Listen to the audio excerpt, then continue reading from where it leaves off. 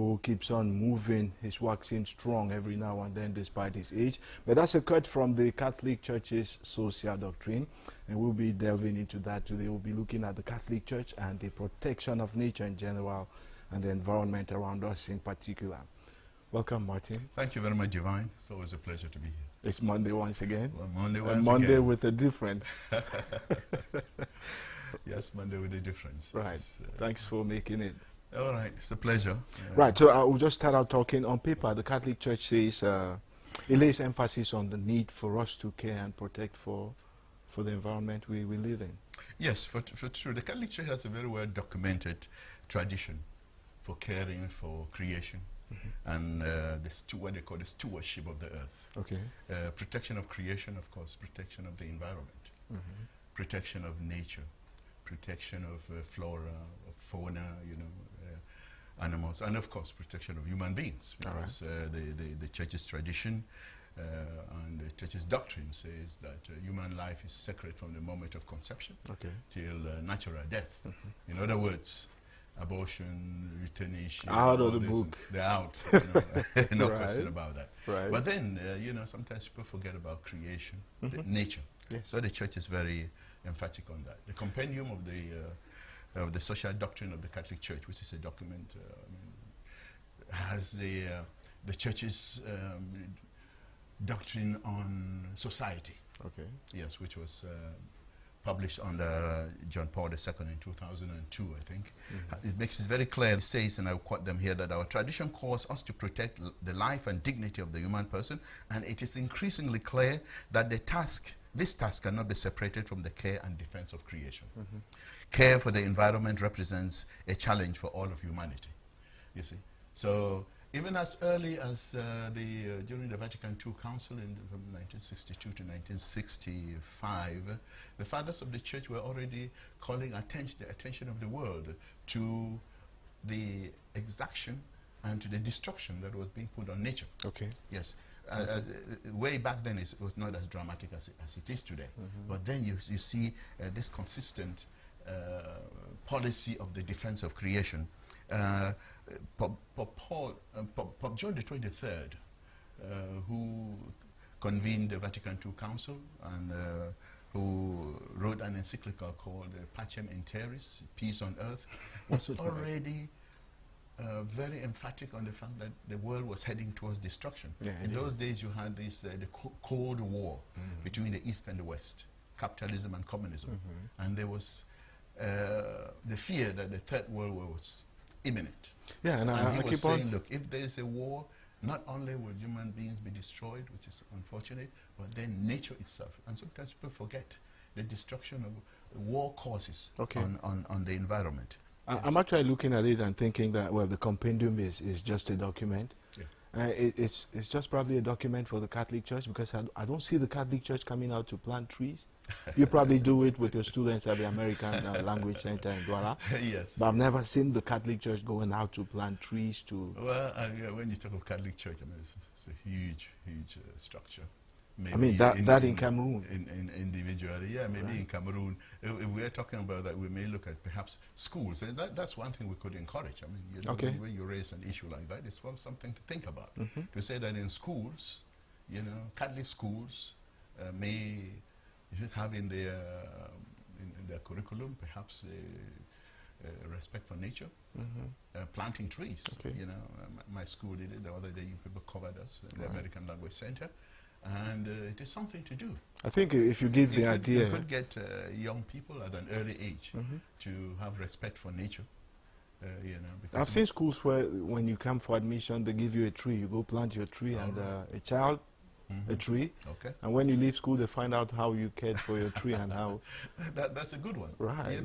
Schools should be encouraged all over Cameroon, whether it's Catholic schools or government schools or Presbyterian schools or Islamic schools, for children to respect nature, plant trees, and clean their environment. Right. There's a lot that has to be done. And that falls in line with actually what the Church is saying. Pope Paul VI wrote an encyclical called Populorum Progressio, as a development of peoples, in which he points out that the world is fast going towards destruction. Okay. The environment, people were not taking care of the environment anymore. And Paul VI, no, John Paul II did the same thing, call on people to be careful, especially governments, All right. you know, to put policies in place that will protect the environment. And that's why you have organizations that meet at international levels. Yes. The Rio, the meeting in Yeah, Rio. the to discuss- COP yes, meetings that's and right, so on. to discuss the environment.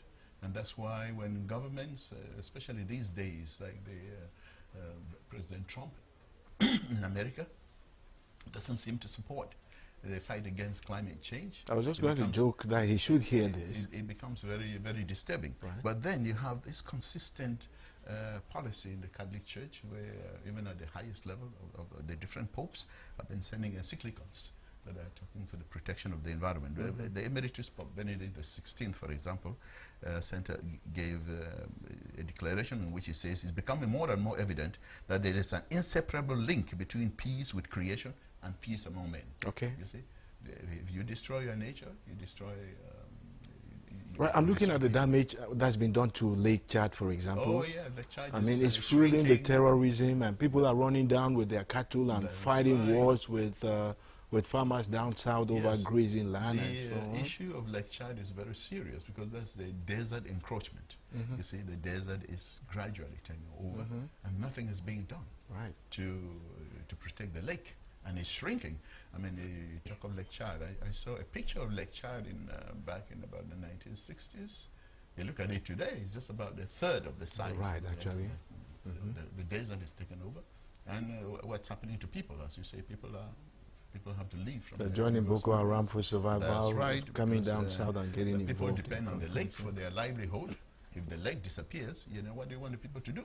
They have to make a living. All right. And when somebody comes around with a gun and says, you know, go and kill and, you know, take over other people's land or something like that, or, you know, God will protect you if you kill others, they're tempted to I think the answer. Pope needs, you know, words of congratulation. He saw this coming because people have the impression, not people like President Trump, of course, that the Third World War might just be triggered by climate change. Climate change, likely so, yeah. There's Pope Francis, the present Pope, who has made the fight against climate change, the environment, protection of the environment, he's Okay. very much into it.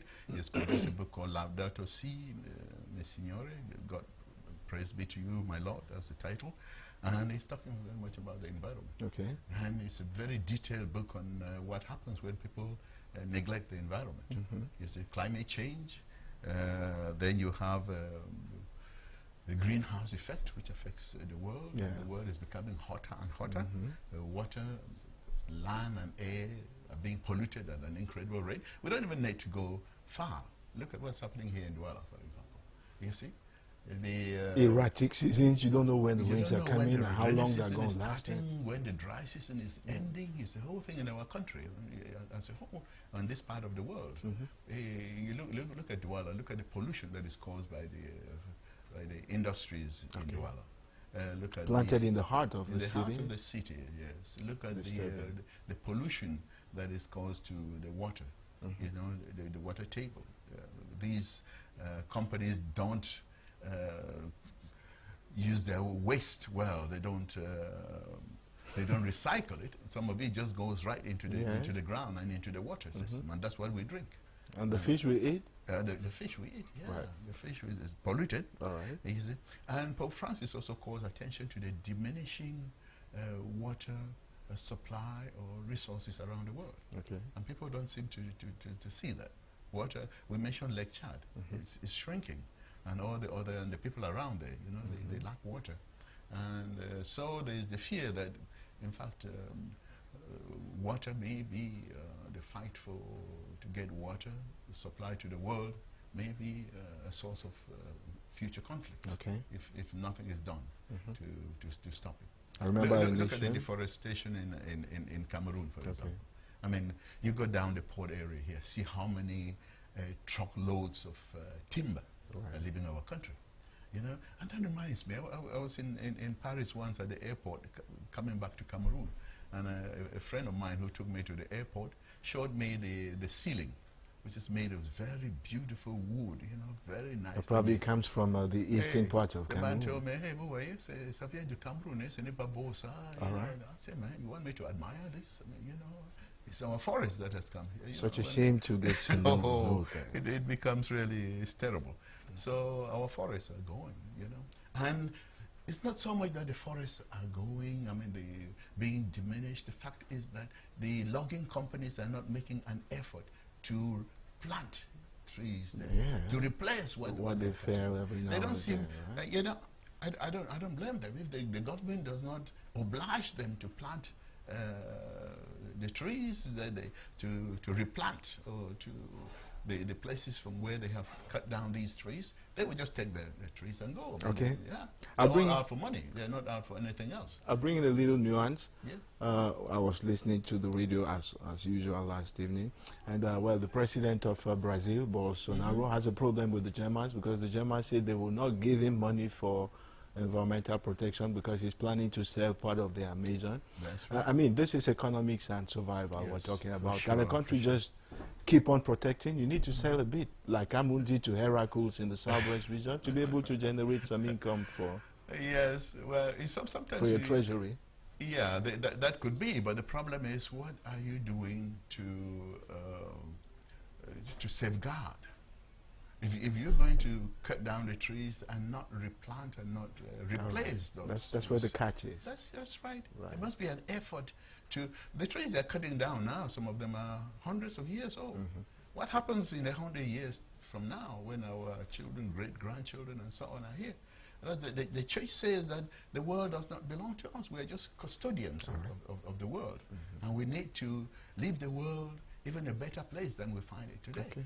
And you cannot leave the world a better place if you're going to destroy the environment and destroy the trees and the animals, kill them. You know. And sometimes these white people come around and we give them visas to come and shoot animals just for the fun of it. Safari hunting. Yeah, something safari like that. hunting. That's unbelievable. Of course, they bring the money. We need the money. But then, you know, when you allow that to happen, Kids probably will not see the elephants when they grow up. oh, likelihood is that they won't see any elephants anywhere, or even lions. Sad. Yeah. Sad. I saw a picture the other day. I don't know. It was said to be the son of was that Donald Trump or something, who came to Africa and you know, shot one of the lions and sat by it, and they took a picture of him, and it went viral. I mean, that's you know, that's the kind of thing. For him, it's just a game. Yeah.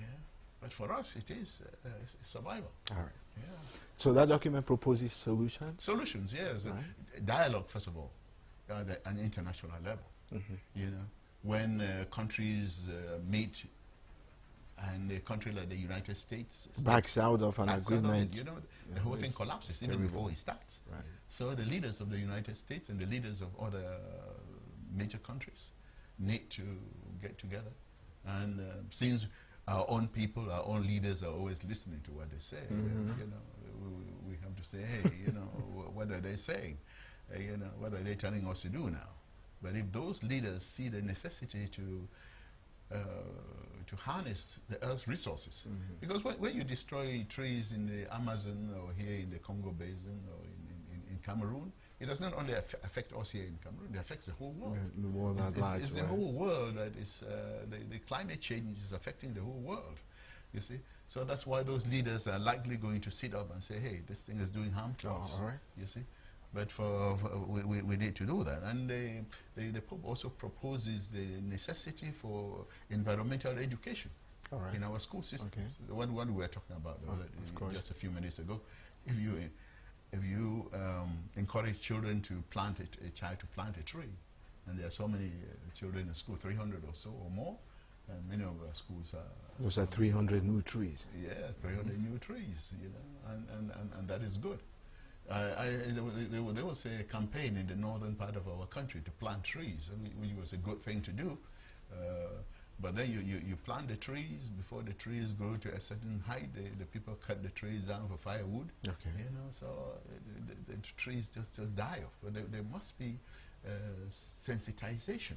Continuous action, in other words, right? Sensitization. The government of Chad at one time banned charcoal because they were destroying the forest to burn the wood for charcoal. And it caused quite a sensation in Chad at the time, but I think that was a good thing to do, you know. So because you don't imagine the amount of number of trees that have to be cut down, especially in a place like Chad, you know, to have charcoal in the households. So, you know, there are many ways of doing it, and the Pope is calling for national and international policies for the protection of the environment. Okay. And that our children should be groomed in this domain to see the necessity of protecting the environment. Look at the amount of plastic in our cities here in Douala, you know. And our government still gives licenses to companies to produce plastic, even when officially those plastics are banned, right? Yes, you see, but you still have them all around the place. Okay. So this Pope Francis is merely continuing the policy of the Church to call for the care of creation, and the stewardship of the earth, meaning that the earth, we are mere stewards of the earth. It does not belong to us. Okay. It belongs to our children and our children's children. Well, and thank they you. too would be urged to protect the earth. Okay. Thanks. I hope the message has gone home. If you got the message, please just go ahead and practice it. You know, try and plant flowers around your home. It makes it beautiful, first of all, and then you breathe better air than you probably would do if you don't have the green plants around you. And that was it. On a very solemn note, I'll say bye-bye and thank you very much. enjoy the holiday. Yes, we're all enjoying the holiday, praying for peace in our country, of course. Okay. Which is so badly need. And war destroys not only human beings, but also, you know, nature, creation. And so that's it. We'll see you again on Monday See you next Monday. week. God, Thanks God sincerely. willing, we'll be here. Yes. Thanks for coming. Okay, thank you.